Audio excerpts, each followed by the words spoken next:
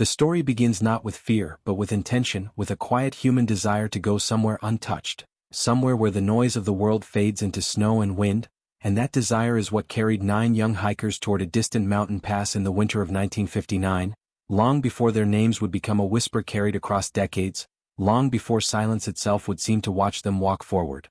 They were students, recent graduates, friends bound not only by rope and route but by shared laughter, shared ambition, and a belief that nature, though demanding, was honest. Their backpacks were heavy with supplies, notebooks, cameras, and the simple optimism of people who believed preparation could meet anything the wild might offer. Trains carried them across vast frozen stretches of land, the rhythm of the rails rocking them gently as they wrote letters home, joked about the cold, and planned the stories they would tell when they returned. There was nothing rushed about their departure. This was a journey carefully chosen, a route meant to test endurance and skill, not fate. At small stations, locals watched them pass, bundled figures stepping into white landscapes, offering directions, warnings, or quiet curiosity.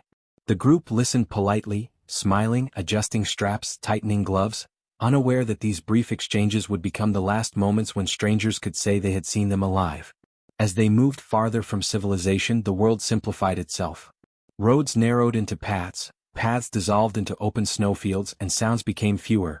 No engines, no voices beyond their own, only the soft crunch of boots, the hiss of breath through scarves, and the low, endless voice of wind brushing against the land. Days followed a steady rhythm: wake, pack, walk, rest, each step carving a temporary mark into snow that would soon erase it. At night, they pitched their tents beneath vast skies where stars burned sharply in the cold, brighter than any city light, and in those moments, wrapped in shared warmth, the journey felt almost meditative. They recorded distances, weather conditions, small setbacks. Nothing dramatic, nothing alarming, just the honest documentation of a winter trek unfolding as planned. Yet even then, silence was already doing what it always does in remote places, growing thicker, deeper, more complete. Trees thinned, slopes widened, and the mountain ahead rose without drama, its presence neither hostile nor welcoming, simply there, ancient and indifferent. The hikers spoke less as days passed, not from tension but from conservation, from respect for the cold that demanded energy and focus. Words became practical, then optional, then unnecessary. Thought replaced conversation. Each person walked alone inside their own quiet, connected by rope and shared direction, yet drifting inward, listening to the steady beat of blood in ears, the slow creak of snow under weight. Weather shifted subtly, clouds gathering like unspoken thoughts, light flattening the landscape until sky and ground blurred into a single pale plane. Navigation required trust, in maps, in training, in one another, and they adjusted their course calmly, without panic, believing that progress measured in patience was still progress. There was no sudden storm, no dramatic omen, no cinematic warning. Just a sense, almost imperceptible, that the world around them was becoming less responsive, as if sound itself were being absorbed. Even laughter, when it surfaced briefly, felt softer, quickly carried away. One member turned back earlier in the journey due to illness, a practical decision, the kind that happens on expeditions, and they watched him disappear toward safety, unaware that this small divergence would later seem immense, a single thread spared from the knot of mystery. As the remaining group continued, the mountain slope demanded more effort, the cold pressed closer, and time stretched in that strange way it does in extreme environments, where hours feel both long and fleeting. They documented one another, posed for photographs, faces weathered but calm, eyes clear, posture steady, the expressions of people who trusted their path. And still, silence followed them, not as an absence but as a presence, patient, surrounding, waiting. It settled into their clothing, their breath, their thoughts, until the idea of returning to noise seemed distant and unreal. By the time they chose a place to camp high on the slope, visibility had dulled, the light drained of color, and the world felt reduced to essentials: shelter, warmth, togetherness. The decision made sense in the moment, shaped by fatigue, terrain, and experience, and they worked methodically, anchoring the tent against wind, stamping down snow, moving with practiced efficiency. Nothing in their actions suggested fear. Nothing hinted at urgency. This was not the edge of panic, it was the edge of quiet resolve. Inside the tent, the sounds of the outside world softened further, filtered through fabric and snow, creating a muted cocoon where breath fogged the air and movements rustled gently. They removed boots, adjusted layers, shared the kind of tired, comfortable silence that follows a long day of effort. Somewhere beyond the thin walls, the mountain stood unchanged, the wind traced invisible paths across the slope, and the night began its slow descent.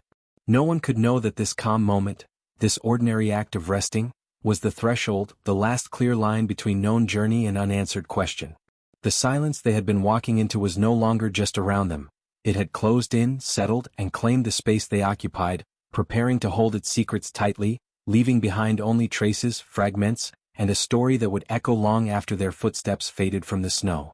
Morning did not arrive all at once. It seeped slowly into the frozen world, a pale light pressing against clouds, revealing a slope smoothed by wind and time, and somewhere on that slope, a tent that should have held warmth, voices, movement, the quiet signs of life continuing as planned, yet instead stood as a still shape in the snow, untouched by any returning footsteps, as if the mountain itself had decided to pause the story mid-sentence. Days later, when searchers finally reached the area, they approached not with panic but with the cautious hope that delay often brings, expecting injuries, miscalculations, perhaps a forced descent, anything that could be traced, understood, corrected. The tent was the first thing they found, and it spoke in a language that felt almost deliberate in its confusion. It was damaged from the inside, fabric cut open rather than unzipped, as though urgency had made normal exits irrelevant, yet there was no sign of a struggle within, no overturned equipment, no chaos frozen into place. Boots remained where they had been left. Food was untouched. Cameras and notebooks rested quietly, waiting to be used again. The tent did not look abandoned, it looked interrupted. And outside, marking the snow like a sentence written only halfway, were footprints. They moved away from the shelter in a loose line, not scattered, not frantic, but strangely orderly, descending the slope and leading into the trees below. Some prints were deep, others faint, shaped by socks or bare feet rather than proper footwear, yet they kept their direction as if guided by a shared, unspoken decision. Searchers followed them carefully, measuring distance, counting steps, listening to the soft sound of their own breathing as they traced a path that felt both intimate and distant, like walking through someone else's final thoughts. The footprints did not run. They did not circle back. They did not suddenly stop. They simply continued, calm and purposeful, until the wind began to erase them, smoothing edges, softening meaning, turning certainty into suggestion. The forest received the trail quietly, trees standing tall and patient, their branches heavy with snow, offering no explanation, only shelter from the open slope above. Here, the ground bore signs of life continuing briefly: broken branches, a small fire pit, charred wood that suggested hands working carefully, deliberately, trying to create warmth rather than escape danger. It was the kind of place people choose when they believe they will stay for a while, when they believe the situation is temporary, manageable. 2 bodies were found near this fire, positioned not as if they had fallen in panic, but as if they had simply grown too tired to keep going, the cold gently insisting on stillness. Their faces did not tell a story of terror, they told a story of endurance reaching its quiet limit. Farther into the forest, the trail grew more fragmented, more personal, as though the group had begun to separate, each person moving at their own pace, following instinct, memory, or perhaps the faint hope of shelter just beyond sight. Searchers noted how the terrain changed subtly, slopes easing, ground uneven, the snow disturbed by careful, halting steps rather than flight. There was no sign of pursuit, no indication of an external threat chasing them downhill. The footprints did not belong to people running from something behind them, they belonged to people moving toward something they believed might help. As days passed and more remains were discovered at varying distances, the pattern grew harder to hold in a single explanation. Some bodies showed injuries that seemed incompatible with the gentle landscape, forces too great to reconcile with simple falls, yet there were no external marks to suggest violence by another hand. Others appeared untouched, claimed only by cold and time. Clothing was unevenly distributed, some wearing items that belonged to others, suggesting shared survival, not selfishness, a quiet exchange made without words. And always, the footprints haunted the searchers' thoughts, not because they were dramatic but because they were not. They led away from safety without haste, without confusion, without the wild angles of fear. Each print pressed into the snow represented a decision made by a human mind in an altered moment, a moment when the rules of comfort, shelter, and logic had shifted just enough to make the impossible seem reasonable. Investigators stood where the tracks faded and tried to imagine that decision, tried to feel the wind as it must have felt, hear the sounds, or lack of them, that might have filled the night. Silence here was not empty, it was dense, pressing inward, reducing awareness to the immediate present. In such silence, small sensations grow louder: pressure in the chest, ringing in the ears, a sudden certainty that staying still is more dangerous than moving, even if the direction is uncertain. The footprints became less a clue and more a question, asking not where they went, but why they believed going was necessary at all. Each step was a quiet vote against remaining in the tent, against waiting for daylight, against the familiar shelter they had constructed with care. And yet, nothing in the scene suggested madness. The path did not zigzag. It did not fracture into chaos. It flowed downward, logical, restrained, as though guided by a shared understanding that could not be spoken aloud. As snow continued to fall and time worked gently to erase the trail, the mountain reclaimed the slope, smoothing away the evidence of choice, leaving behind only reports, photographs, and the persistent image of footsteps that refused to explain themselves. Those who followed the case later would fixate on injuries, theories, timelines, but those who first walked the route remembered something else. The feeling of standing in that quiet place, looking at prints that felt deliberate yet unfathomable, and realizing that whatever had drawn those hikers out into the night had not needed force, had not needed noise, had only needed the subtle power of silence convincing human minds that the only way forward was away from everything they had built to protect them. As investigators, soldiers, students, and volunteers moved across the pass in the weeks that followed, they began to understand that the mountain was not an adversary in any ordinary sense, because it did not roar or rage or announce itself with drama. It simply existed, vast and unmoved, offering no answers no matter how many questions were asked of it, and this refusal to speak became the most unsettling presence of all. Every step taken across the slope felt like walking through a paused moment, as though time itself had hesitated here and never fully resumed. The terrain showed no signs of avalanche, no broken slabs, no chaotic debris field, just smooth snow shaped by wind, layered carefully like pages that had been closed too gently to leave a crease. Weather reports from nearby areas offered no record of catastrophic storms that night, no evidence of sudden violence from the sky, and yet something had clearly shifted in the balance between humans and environment, something subtle enough to leave no obvious mark, yet powerful enough to unravel discipline, preparation, and experience. The mountain stood silent as searchers examined injuries that did not align neatly with the landscape, forces that felt immense yet invisible, as though pressure itself had become a passing visitor, touching bodies without disturbing the world around them. Ribs were broken, skulls fractured, but skin remained largely unmarked, a contradiction that unsettled even seasoned professionals, because nature usually leaves clear signatures when it takes a life. Here, the signatures were incomplete, like sentences missing their verbs.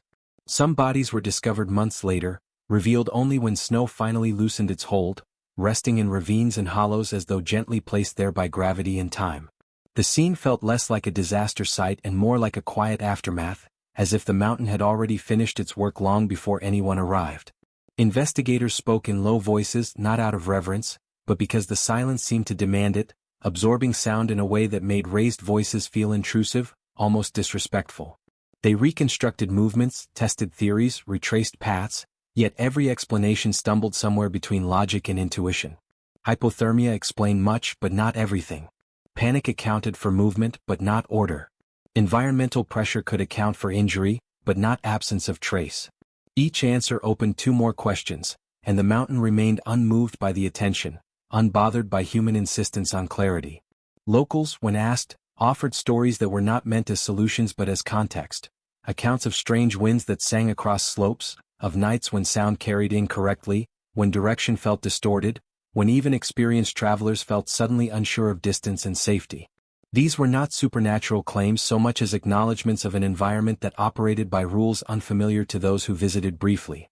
The mountain did not need to be hostile to be dangerous. It only needed to be indifferent. Files filled with diagrams, medical reports, weather analyses, yet none could fully capture the lived experience of standing there, of feeling how the wind pressed against the body, how the cold narrowed thought, how darkness erased scale, turning near into far and far into unknowable.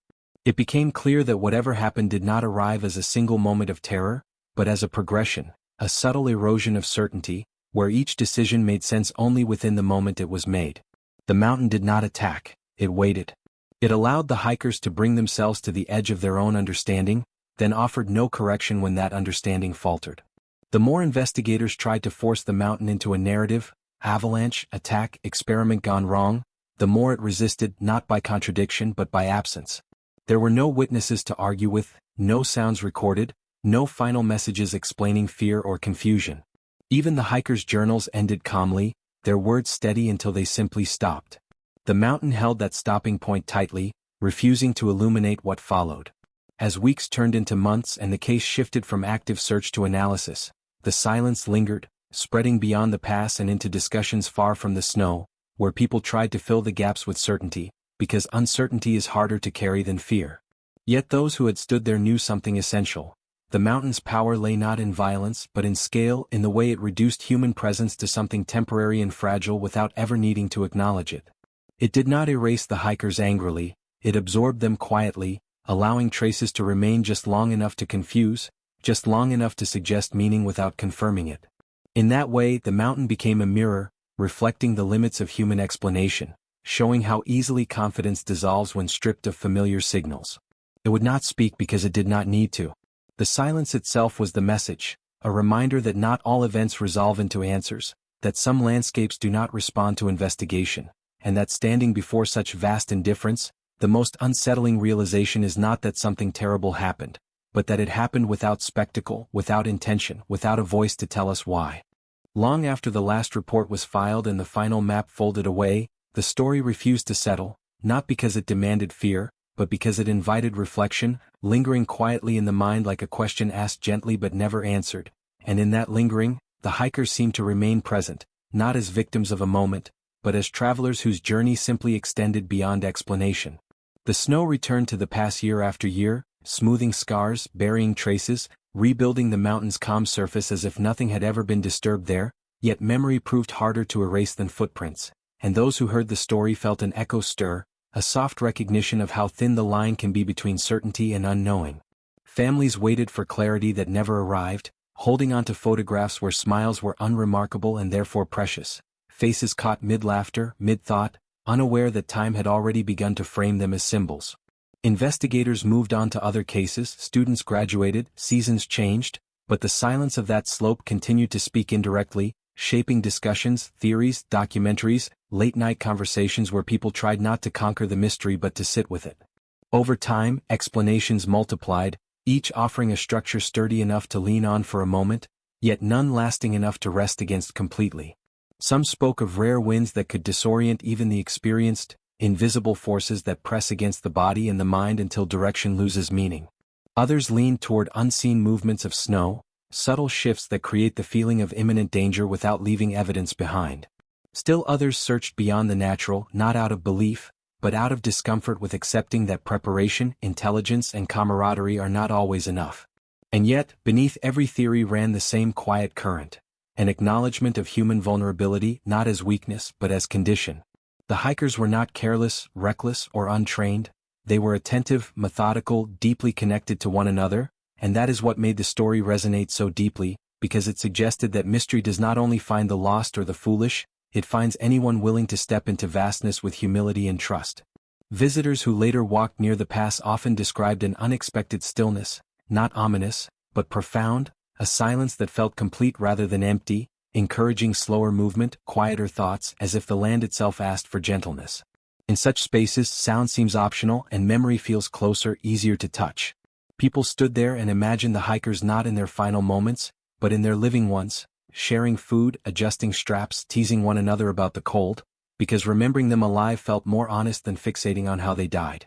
Over decades, the story shifted from investigation to contemplation, becoming less about solving and more about understanding the boundaries of understanding itself. The past turned into a symbol not of horror, but of humility, a place that reminds us how much of the world operates without narration, without explanation offered for our comfort. The echoes left in the snow were not cries or warnings. They were subtler than that, found in the way the story slows the listener, encourages patience, asks for empathy rather than certainty. In bedtime retellings, the edges soften even further, fear dissolving into quiet wonder, allowing the mind to explore without urgency. The hikers become companions in thought, guiding listeners toward a peaceful acceptance of mystery, where not knowing is not a failure but a state of openness.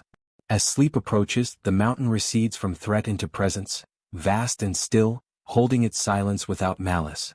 The snow becomes a blanket rather than a barrier, covering questions gently instead of hiding answers cruelly. In this softened telling, the journey does not end on the slope or in the forest, but continues inward, reminding us that some stories are meant to remain unfinished, not to haunt us, but to teach us how to rest alongside uncertainty. And so the echoes remain, not loud enough to disturb sleep but clear enough to be felt. A quiet reminder that life is fragile, preparation is essential, companionship matters, and even in the most careful journeys the unknown walks beside us, patient and calm, waiting not to frighten, but to remind us how deeply human it is to seek meaning, even when the snow chooses to keep its secrets.